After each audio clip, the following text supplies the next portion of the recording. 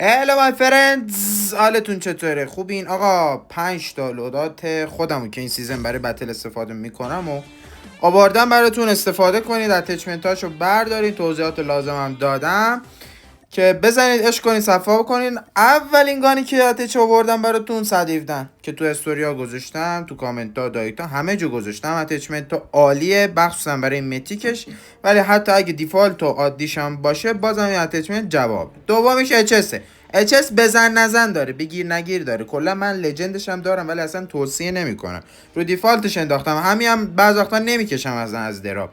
بعدش ام سیزن که رنده میکنه، یعنی ام سیزو 117 داره این سیزن رنده میکنه، مخصوصا ام سیزه دیگه. لیدر بوردش هم دارین میبینین آقا. بعدش هم بیوایه که پستشو گذاشتم براتون.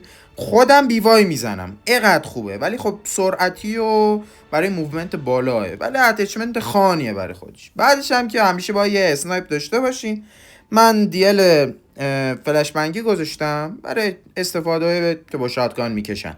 بعدش هم مکتنه. من مکتن و کیو کیو 9 و فنک رو با هم استفاده میکنم، یعنی بعض وقتا هر کدوم هر از گاهی عوض میکنم. اتچ مکتن رو بردارین، اتچ کیو کیو 9 هم بهتون میدم، آره اینم بردارین.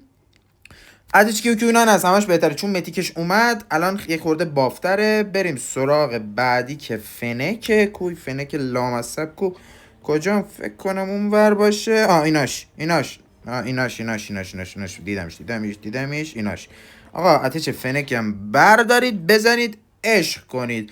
این آقا گانایی که من این سیزن استفاده کردم. حالا شاید شما چیز دیگه هم بخواین، اگر چیز دیگه میخواین تو کامنت ها بگین که براتون بذارم. مرسی که لایک و سابو میزنید، دمت گرم. سی یو.